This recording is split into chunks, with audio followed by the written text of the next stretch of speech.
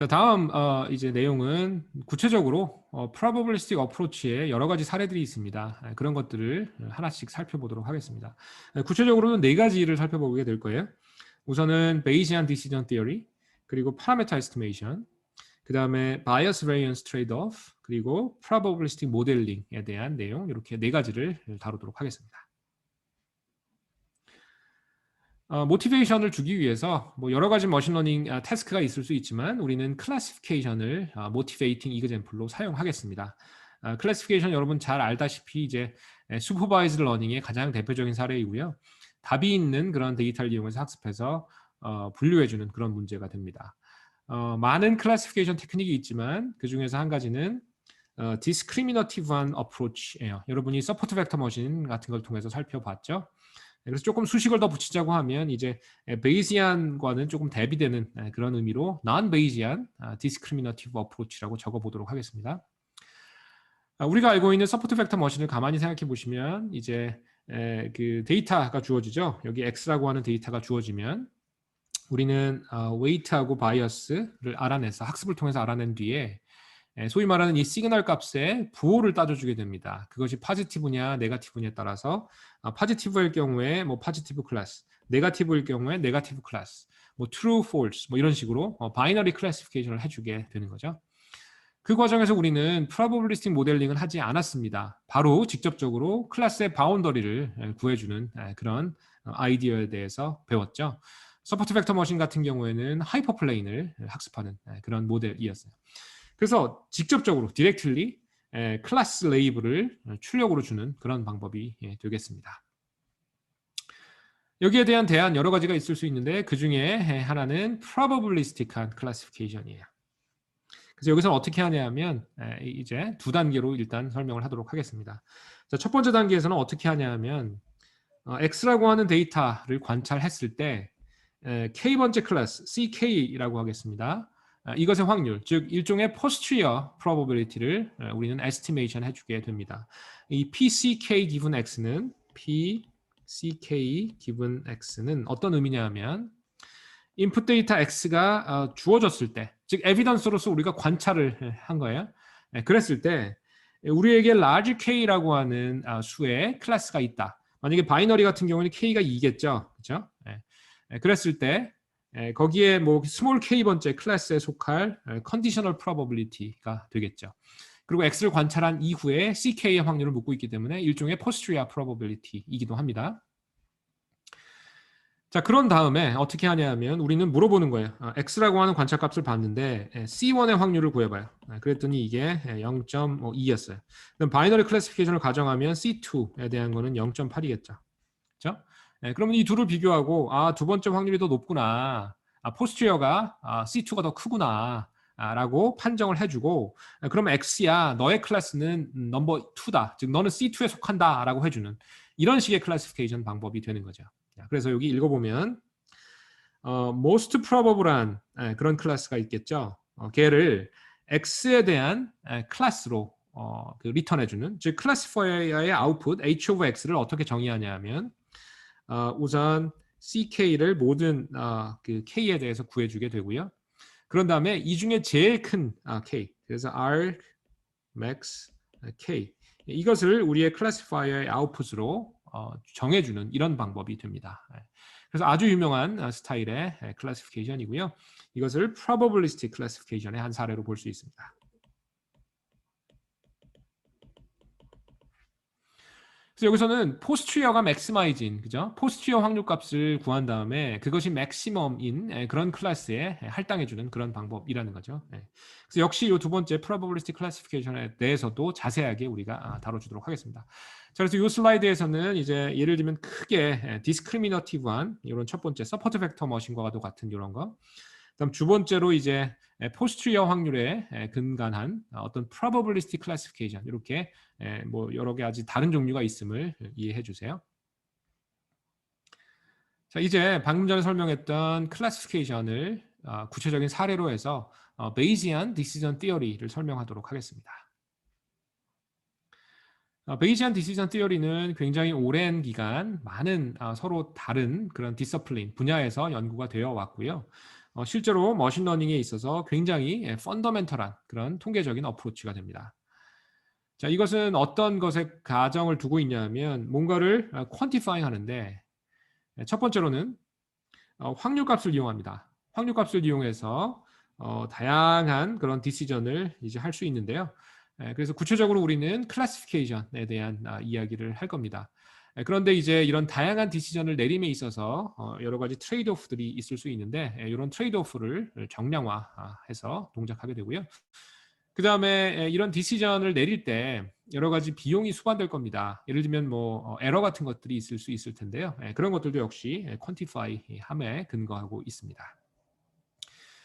그래서 이제 모든 모델에 대해서는 이제 우리가 가정, 어썸션이 필요하고요. 요 베이지안 디시전 티어리를 우리가 학습할 때 이제 사용할 가정에 대해서 생각을 해보면, 자, 일단 디시전 프로블럼은 어떤 용어로 probabilistic terms.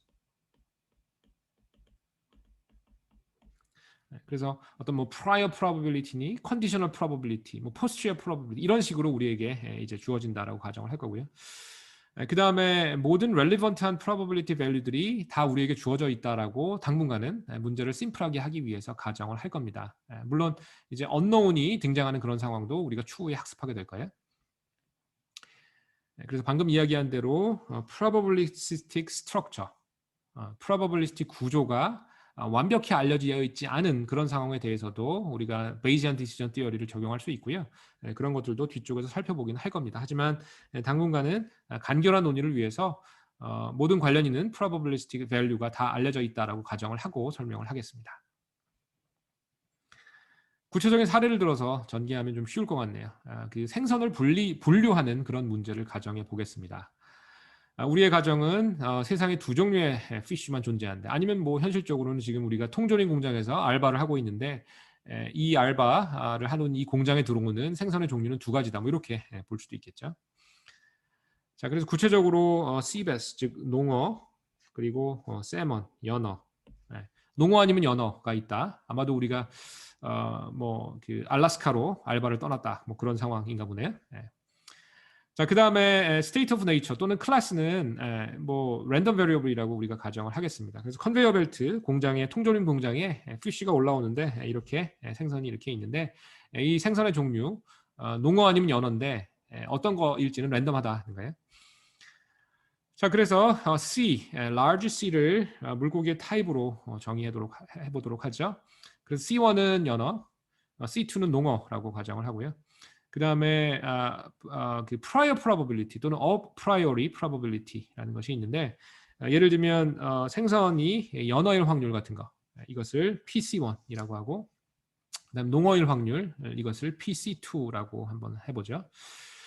세먼은 이렇게 생겼고 농어는 이렇게 생겼습니다. 참고로 저도 잘 몰라요. 인터넷에 찾으니까 이렇게 나오더라고요. 연어하고 농어가 뭐 좀 헷갈리게 생겼나 봐요. 어쨌든 세먼 그리고 씨베스 이렇게 생겼습니다. 자, prior probability에 대한 얘기를 좀 하면 얘는 이제 그 어떤 우리의 knowledge, 지식 같은 것을 반영하고 있는 거예요. 어떤 observation도 하지 않고 그냥 각각의 종류의 fish가 등장하게 될 확률 같은 거죠. 그래서 우리의 어떤 그 knowledge를 reflect하고 있는 그런 확률값이다라고 볼 수 있겠죠.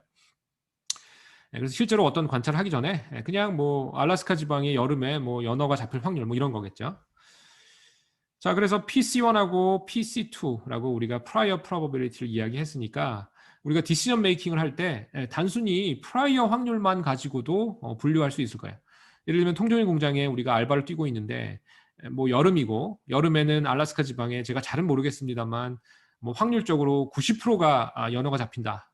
뭐 그런 정보가 있다면 컨베이어 벨트가 쭉 이제 돌아갈 것이고 거기에 생선이 있는데 우리가 실제로 그 생선들을 보지 않고 그냥 무조건 연어한테만 연어 통조림에만 넣어도 정확도가 90%일 거라는 거죠. 물론 이제 틀릴 확률이 10%가 있겠지만 어쨌든 90%의 확률로 우리가 보는 모든 고기를 연어 통조림에 넣어도 90%의 확률로 맞추겠죠. 그래서 어쨌든 이런 프라이어 기반으로 우리가 디시전 메이킹을 이제 할 수도 있습니다. 근데 이제 문제가 되는 상황은 뭐 여러 가지가 있을 수 있는데 예를 들면 이 프라이어가 동일한 거야. 반반이라는 거죠. 농어일 확률 0.5, 뭐 50% 그리고 연어일 확률 50% 이런 상황. 소위 말하는 그 equiprobable한 그죠? probable한데 두 개가 그 확률이 같은. 그래서 so-called uniform prior. 정보형 측면은 이게 제일 많겠죠. 랜덤성이 가장 크니까 이런 유니폼 프라이어인 그런 상황도 있을 겁니다. 그 다음에 그렇지 않은 상황도 있을 거예요, 물론. 그래서 예를 들면 뭐 어느 지역에서 우리가 알바를 하느냐, 아니면 어느 지역에서 어느 계절에 우리가 알바를 하느냐, 뭐 이런 거에 따라서 프라이어가 달라질 수 있다라고 가정하는 것이 일반적인 할 텐데, 이런 유니폼 프라이어를 어쩔 수 없이 가정해야 되는 그런 상황도 있습니다. 자, 그 다음에 두 종류의 피쉬밖에 없다고 했으니까 이 둘을 더하면 확률값은 1이겠죠. 그렇죠? 자, 그러면 아까 이야기한 대로 프라이어 정보만 갖고 디시전 룰을 만든다라고 하면 어떻게 할까요? 디시전 룰이라고 하면 우리가 생선을 보고 통조림 깡통에 넣어야 되는데 이때 이제 결국은 클래시피케이션을 해줘야 되는 거죠. 그래서 클래시피케이션을 여기서 이제 디시전이라고 표현을 했습니다. 자, 그래서 프라이어만 가지고 디시전을 내린다라고 할 때는 자연스럽게 이렇게 할 겁니다. 당연히 프라이어가 높으면 뭐 알래스카 지방에 뭐 예를 들면 여름에 연어가 잡힐 확률이 90%다라고 하면 당연히 이제 그 프라이어를 가지고 프라이어가 높은 쪽으로 분류를 해주는 이러한 그 디시전 메이킹이 되겠죠. 그래서 굉장히 간단하죠. 프라이어가 높은 쪽으로 디시전 메이킹을 하는 거예요. 자, 이랬을 때 에러의 확률은 어떨까요? 뭐 쉽죠. 만약에 0.9 아까 우리 연어의 확률이 0.9였고 그죠? 그럼 90%의 확률로 이제 연어일 텐데 그러면 이제 프라이어가 0.9로서 더 높으니까 생선은 그냥 무조건 연어라고 하는 거 아니에요. 그랬을 때 에러의 확률은 뭐겠어요? 1 빼기 0.9죠. 0.1이겠죠. 그죠? 자, 그래서 이때 에러의 확률은 다른 그 표현을 쓰자면 이 두 가지 프라이어 중에 어떤 거겠어요? 아까 이게 0.9고 0.1이었잖아요. 그럼 디시전 메이킹은 더 큰 쪽으로 하는데 에러는 더 작은 쪽이 되겠죠. 그렇죠? 그래서 민이 됩니다. 그 두 개의 프라이어 중에 더 작은 값이 에러의 확률이에요. 이거 잘 기억해 두세요. 뒤쪽에도 다시 나옵니다.